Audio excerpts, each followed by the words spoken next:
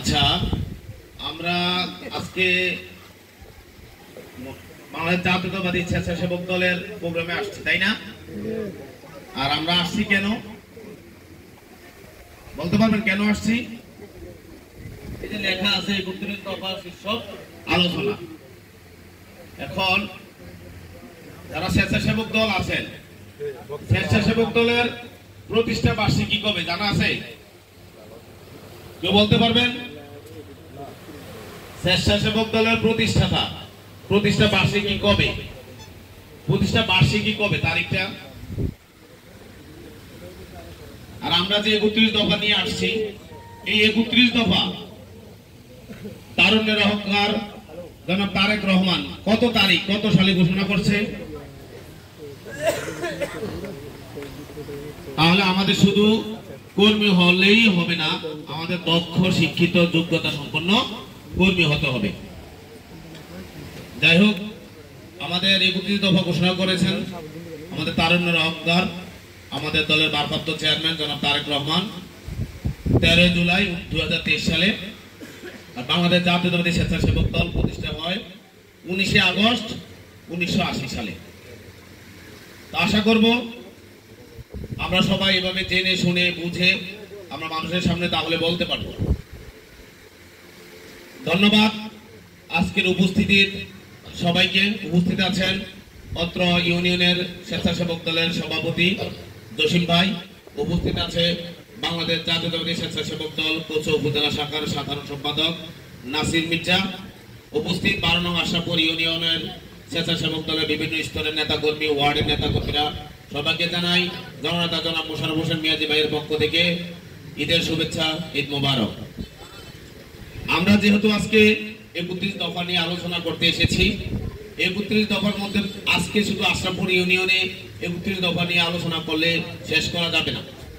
আমরা প্রত্যেকটা ইউনিয়নে চেষ্টা করি একটা দফা নিয়ে আলোচনা করার জন্য, তারই ধারাবাহিকতায় এখানে আমি আজকে 19 নম্বর দফাটা নিয়ে একটু আলোচনা করতেছি। এখানে বলা আছে আপনাদের কাছে যখন লিফলেট দিবে তখন আপনারাও গ্রামে গিয়ে, অঞ্চলে গিয়ে এটা বুঝাতে হবে, না হলে আপনার কর্মী বাড়বে না। জাতীয় স্বার্থের অগ্রাধিকার নিশ্চিত করে বৈদেশিক সম্পর্ক উন্নয়ন।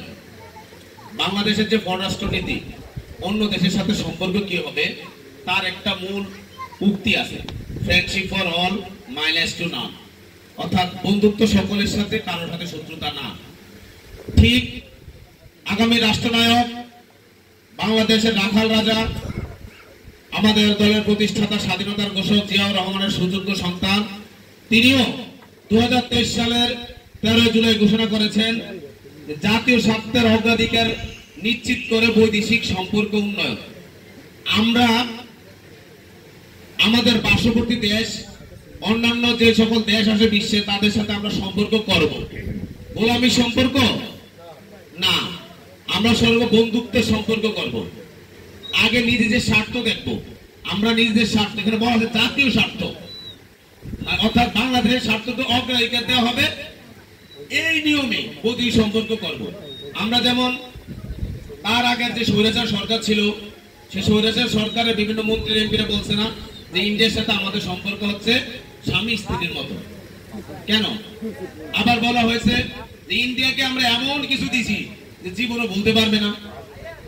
ঠিকই তো, এখন যখন এই স্বৈরাচার পালিয়ে গেছে আমরা দেখতেছি না বিভিন্ন জায়গায় আমাদের ব্যাংক লুট, আমাদের গ্যাস লুট, আমাদের শিক্ষা ব্যবস্থা ধ্বংস, ইন্ডিয়াদের পায় তারা।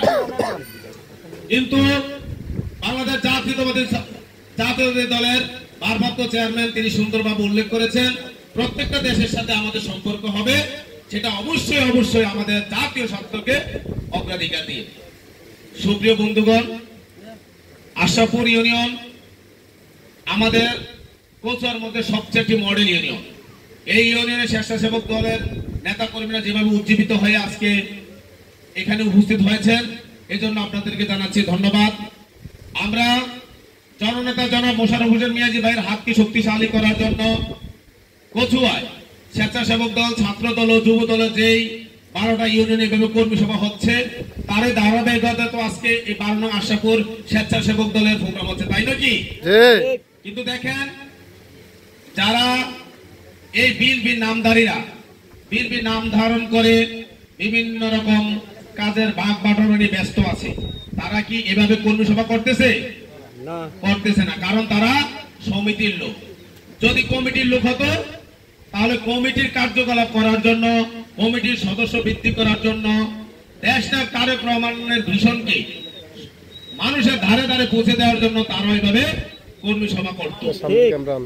ঠিক নয় কি? আমরা জনাব মোশাররফ হোসেন মিয়াজি ভাইয়ের হাতকে শক্তিশালী করার জন্য আগামীকাল জনাব মোশাররফ হোসেন মিয়াজি ভাইয়ের বাড়িতে ঈদ পুনর্মিলনী আছে। আমরা সবাই যাবো না? সবাই যাবো? আপনাদেরকে মোশাররফ হোসেন মিয়াজি ভাইয়ের পক্ষ থেকে দাওয়াত রইল এবং বাংলাদেশ জাতীয়তাবাদী স্বেচ্ছাসেবক দল, ছাত্র দল ও যুব দলের আশরাফপুর ইউনিয়ন সবাই একত্রে মিলেমিশে মোশাররফ হোসেন মিয়াজি ভাইয়ের হাতকে শক্তিশালী করবেন। সবাইকে ধন্যবাদ ও কৃতজ্ঞতা জানিয়ে শেষ করছি।